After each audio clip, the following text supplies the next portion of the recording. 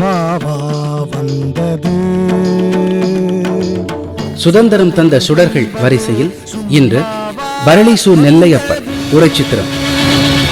சும்மாவா வந்தது. எழுதியவர் T.K. அஸ்வினி குமார். வந்தது சுதந்திரம். சுதந்திர போராட்ட காலங்களில் தமிழ்நாட்டில் பத்திரிகைகள் தேசிய உணர்வினை மக்களிடையே கொழுந்துவிட்டு எரியச் செய்யும் சீரிய பணியினை மேற்கொண்டன. முதல் சுதந்திர போருக்கு பின்னர் கேகிங் சட்டம் என்ற பெயரில் ஆங்கிலேயர் கொண்டு வந்த சட்டத்தினால் குறிப்பாக இந்திய இதழ்கள் பெரும் இன்னல்களுக்கு உள்ளாயின. ஆயினும் இந்திய விடுதலை இயக்கங்களுக்கு கடுமையான கட்டுப்பாடுகள் இருந்தபோதும் பத்திரிகைகள் பெரும்பங்கு ஆற்றின. மக்களை ஒன்று திரட்டி ஆங்கில அரசுக்கு எதிராக கிளர்ச்சிகளை உருவாக்கவும் சுதந்திர தாகத்தை ஏற்படுத்தவும் இதழ்கள் காரணமாயின. பேனா முனை கத்தி முனையை விட கூர்மையானது என்பதை உணர்ந்த எழுத்தாளர்கள், பத்திரிகையாளர்கள், இதழ் ஆசிரியர்கள் மக்களிடையே ஆங்கிலேய எதிர்ப்பு உணர்ச்சியை தூண்டவல்ல கட்டுரைகளையும் துண்டு பிரசுரங்களையும் தலையங்கங்களையும் எழுதி புயல் வேகத்தில் கருத்து புரட்சியை ஏற்படுத்தும் சீரிய பணியை மேற்கொண்டனர். பாரதியார், திரு வி. கல்யாண சுந்தரனார், வ.வே.சு. ஐயர், ராஜாஜி போன்ற தலைவர்கள் சுதந்திர வேட்கையை தங்களுடைய சொல், செயல் மற்றும் எழுத்துக்களில் வெளிக்காட்டினர். அதே நேரத்தில் பாரதியார் பத்திரிகை துறையில் பலருக்கு வழிகாட்டியாக விளங்கியவர். அந்த வழிகாட்டுதலை பெற்று ஆசிகளை பெற்று இயக்கத்தில் முழு மூச்சாக ஈடுபட்டு 30 ஆண்டுகளுக்கு மேல் பத்திரிகை பணியில் தன்னை ஈடுபடுத்திக் கொண்டு தேச தொண்டாற்றியவர் பரளி சு. நெல்லையப்பர். 1916ஆம் ஆண்டு ராட்சச வருடம் ஐப்பசி 25ஆம் நாள் பாரதியாரின் கடிதம் ஒன்றில் நெல்லையப்பரின் எழுத்து திறனை வெகுவாக புகழ்ந்துள்ளார். தமிழ் பத்திரிகை நடத்தும் தொழிலில் ஸ்ரீ பா. சு. நெல்லையப்ப பிள்ளை நல்ல திறமை உடையவர் என்பதை நான் அறிவேன். சிலரை உதவியாக கொண்டு நடத்தப்படும் பத்திரிகையை ஜனங்கள் மிகவும் ஆதரிப்பார்கள். ஆதலால் அதற்கு நல்ல புகழும் லாபமும் உண்டாகும் என்பது என்னுடைய நம்பிக்கை.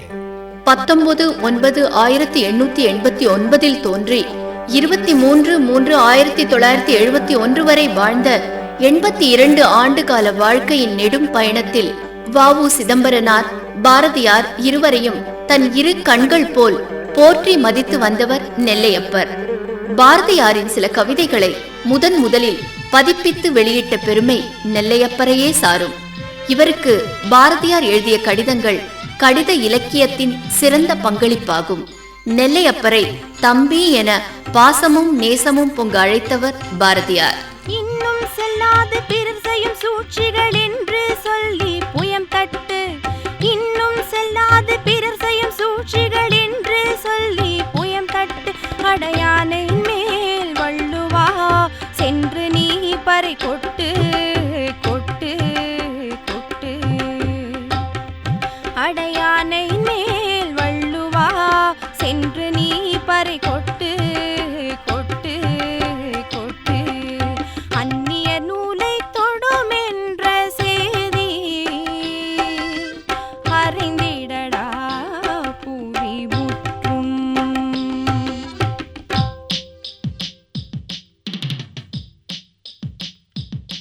பாரதி புகழ் பரப்பிய முதல் முன்னோடி அவர். விடுதலை போராட்டத்தில் சிறை சென்ற சிறந்த தியாகி. இருப்பினும் தேசாபிமானம், பாஷாபிமானம், மதாபிமானம் என்ற 3 கூறுகளை தன் உயிர் மூச்சாக எண்ணி உணர்ச்சி தோய்ந்த கவிதைகளையும் கட்டுரைகளையும் தலையங்கங்களையும் எழுதும் பணியினையே தேசத் துண்டாக கருதி தன் வாழ்க்கையினை அமைத்துக் கொண்ட செம்மல். லோகோபகாரி என்ற இதழில் ஆசிரியராக பல ஆண்டுகள் பணியாற்றிய காலங்களில் நெல்லையப்பர் பாரதியாரின் கவிதைகள் பலவற்றை அவ்வப்போது வெளியிட்டுக் கொண்டே இருந்தார்.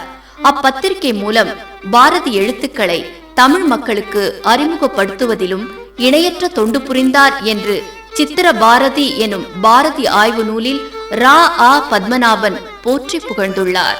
சுதந்திர போராட்ட காலங்களில் மக்கள் விழிப்புணர்வு ஏற்படுத்திய ஏடுகளில் முக்கியமான இடத்தினை பெறுகிறது லோகோபகாரி இதழ். அந்த இதழின் உரிமையாளராகவும் ஆசிரியராகவும் பொறுப்பு வகித்ததற்கு முன்பு புதுச்சேரியிலிருந்து வெளிவந்த சூரியோதயம், விஜயா, கர்மயோகி போன்ற தேசிய இதழ்களில் பணியாற்றிய அனுபவம் கொண்டவர். நெல்லையப்பரின் பொது வாழ்க்கை நுழைவு கப்பலோட்டிய தமிழன் வ.உ. சிதம்பரனாரின் நட்புடன் தொடங்கியது. பாரதியாரிடம் தோழமை கொள்வதற்கு முன்னரே வ.உ.சி.யின் சிறந்த நண்பராக விளங்கியவர் நெல்லையப்பர்.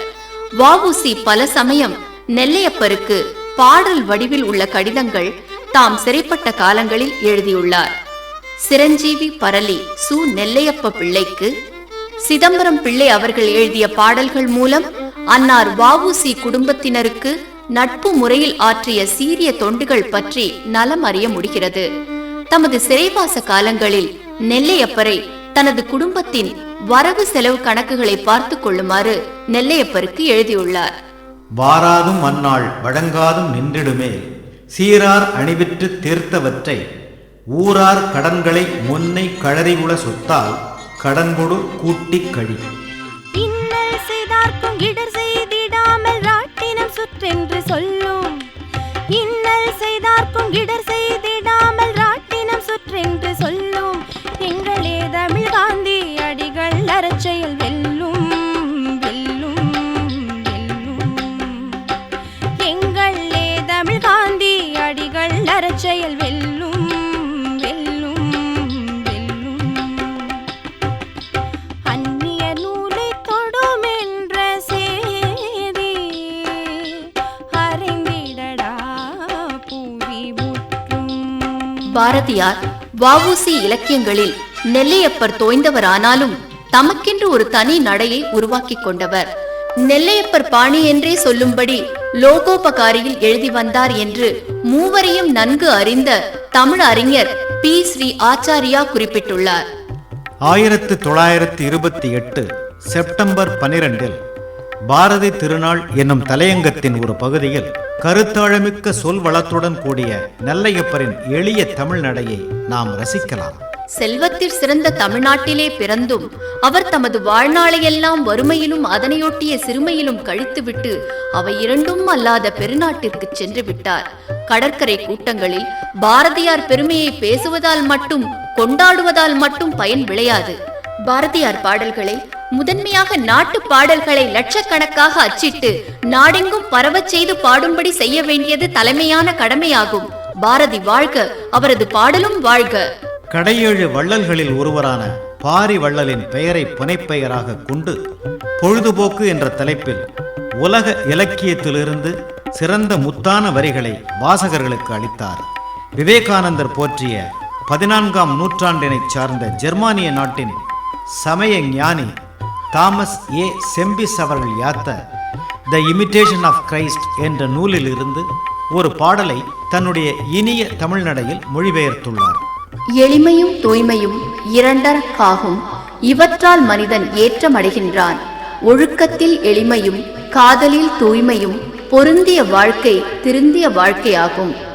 பிற நாட்டு சாத்திரங்களை தமிழ் மொழியில் பெயர்த்தல் வேண்டும் என்ற பாரதியாரின் வேண்டுகோளை நிறைவேற்றும் பணியிலும் அவ்வப்போது ஈடுபட்டார் நெல்லையப்பர். காங்கிரஸ் இயக்கம் பற்றியும் கதர் பிரச்சாரத்திலும் தீவிரமாக ஈடுபட்டது நெல்லையப்பரின் லோகோபகாரி இதழ். கதர் உடுத்துங்கள் என்ற விளம்பர வாசகத்தையும் அவ்வப்போது வெளியிட்டது. கண்ணலடா எங்கள் காந்தி அடிகள் சொல் கழறுகின்றேன் அதை கேளே. கண்ணலடா எங்கள் காந்தி அடிகள் சொல் கழறுகின்றேன் அதை கேளே. நீ வீர் கதரணி வீருங்கள் பகைவரின் வேறெங்கு தூளே தூளே தூளே. நீ வீர் கதரணி வீருங்கள் பகைவரின் வேறெங்கு தூளே தூளே தூளே. அந்நிய நூலை தொடும் என்ற சேதி அறிந்திடடா பூரி முற்றும். 1928ஆம் ஆண்டு ஜூன் 7 இதழில் கதர் துணியை அனைவரும் அணியுமாறு ஒரு கவிதையில் வேண்டுகோள் விடுத்தார். நாட்டிலே விளைந்த பஞ்சால், நாட்டிலே நூற்ற நூலால், நாட்டிலே நெய்த நாட்டு துணியினை நாளும் கொள்வீர். கேட்டினை ஒழிக்க வேண்டின், கேடில் சீர் எய்த வேண்டின், நாட்டினை ஆள வேண்டின், ராட்டினை கொள்ளுவீரே. தன் வாழ்நாள் முழுவதும் கதர் ஆடையை அணிந்த சிறந்த மனிதர் நெல்லையப்பர். நாட்டுப்பற்று, மொழிப்பற்று, சமயப்பற்றுடன் சமூக சீர்திருத்த பற்றும் உடையவர் அவர். விதவை மறுமணம், இளவயதில் திருமணம் போன்றவற்றை பற்றிய சிறந்த கருத்துக்களை தம் இதழில் எழுதியுள்ளார் இவ்வாறு: இளமணத்தினால் பெண்கள் இளமையில் விதவையாதல், இள வயதிலேயே பலவீனமான பிள்ளைகளை பெறுதல் முதலிய கேடுகள் நம் நாட்டில் உண்டாதலை ஈர நெஞ்சுடன் உணர்ந்து நினைப்பார்களானால் இளமண ஒழிப்பு மசோதா சட்டமாதல் கூடாது என்று கூட்டம் கூடி ஒரு தீர்மானம் செய்ய மாட்டார்கள். சாதி கொடுமை என்னும் தலைப்பில் நெல்லையப்பர் எழுதி வந்த தொடர் கட்டுரையும் அவருடைய சமுதாய பற்றுக்கு ஒரு எடுத்துக்காட்டாகும். புதுச்சேரியிலிருந்து 1915 ஜூலை 19 நெல்லையப்பருக்கு எழுதிய நீண்ட கடிதத்தில் பாரதியார் ஓரிடத்தில், "தம்பி, நான் ஏதோ சொல்வேனடா, தமிழை விட மற்றொரு பாஷை சுகமாக இருப்பதை பார்க்கும்போது எனக்கு வருத்தம் உண்டாகியது" என்று எழுதியுள்ளார். பாரதியாரின் வருத்தத்தை போக்க எண்ணியவரான நெல்லையப்பர் தனது பத்திரிகையில் தமிழ் இலக்கியம் பற்றி பல தமிழ் அறிஞர்கள் வரைந்த கட்டுரைகளை வெளியிட்டார். இலக்கிய அறிஞர் கோ வடிவேலு செட்டியாரின் திருக்குறள் வினா விடை, பூர்ணலிங்கம் பிள்ளை அவர்களின் கம்பராமாயண கொய்மலர், ரா. பி. சேத்துப்பிள்ளை அவர்களின் இலக்கிய கட்டுரைகள், புரட்சி வீரர் வ.வே.சு. ஐயர் அவர்களின் காவிய உத்தியானம் மற்றும் தமிழ் மொழியின் மறுமலர்ச்சி பற்றிய கட்டுரை ஆகியவை குறிப்பிடத்தக்க சிலவாகும். கவியோகி சுத்தானந்த பாரதியாரின் எழுத்தோவியங்கள் லோகோபகாரியை அழகு செய்தன. அவருடைய முகமது ரசூல் சரிதை என்னும் கவிதை நீண்ட தொடராக வெளிவந்தது. சமயப்பற்றை வளர்க்கவும் பெருந்தொண்டாற்றியவர் நெல்லையப்பர். அவருடைய பத்திரிகையின் முகப்பு மேற்கோள் வரிகளாக சைவ சமய குரவர்களின் தேவார பாடல்கள் அமைந்தன.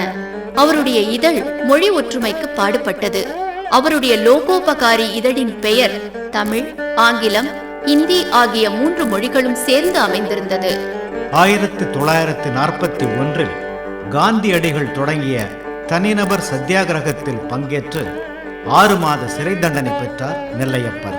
தமது எழுத்து பணியினாலும் வ.உ.சி. பாரதியார் இவ்விருவரையும் தம் இரு கண்கள் போல் போற்றிய நெல்லையப்பர் விடுதலை போராட்டத்திற்கு ஆக்கமும் ஊக்கமும் நல்கும் வண்ணம் சிறந்த தலையங்கங்களை எழுதியும் சுதந்திர போராட்ட காலத்தில் நிலவிய அரசியல் சமூக பின்னணிகளை எளிய தமிழ் கட்டுரைகள் மூலம் விளக்கி தேசப்பற்று, சமயப்பற்று, மொழிப்பற்று ஆகியவற்றை வளர்க்கும் பெரும் பணியில் தன்னை முழுமூச்சாக ஈடுபடுத்திக் கொண்டார் பரளி சு. நெல்லையப்பர். எளிய பத்திரிகை தமிழை வளர்த்த பெருமையும் பரளி சு. நெல்லையப்பருக்கு உண்டு. செய்திகளை திரித்து கூறாமலும் உள்ளது உள்ளபடியே தேசாபிமானத்துடன் எழுத்துக்களை வெளியிட்ட பெருந்தகை அவர்.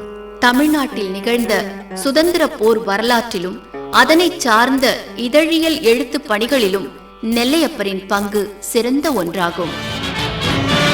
ஆசி கூறி வாழ்த்திடவே அஞ்சிடுவார் பெரியோர், மாசு பேசி மயக்கிடவே முனைந்து நிற்கும் சுற்றம்.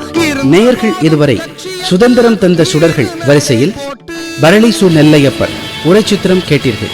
இருந்த போதும் லட்சியத்தில் வீறு நடை போட்டு உயிரை தந்தவர்கள் எத்தனையோ எத்தனை. எழுதியவர் டி.கே. அஸ்வினி குமார். ஒலித்த குரல்கள் ஆர். முத்துசுப்பிரமணியன், உமா மகேஸ்வரி ஆகியோர். சும்மாவா வந்தது, சும்மாவா வந்தது. நிகழ்ச்சியில் இடம்பெற்ற பாடலை பாடியவர் சாரதா ஸ்ரீதேவி. பாடலுக்கு இசை கே. பத்மநாபன்.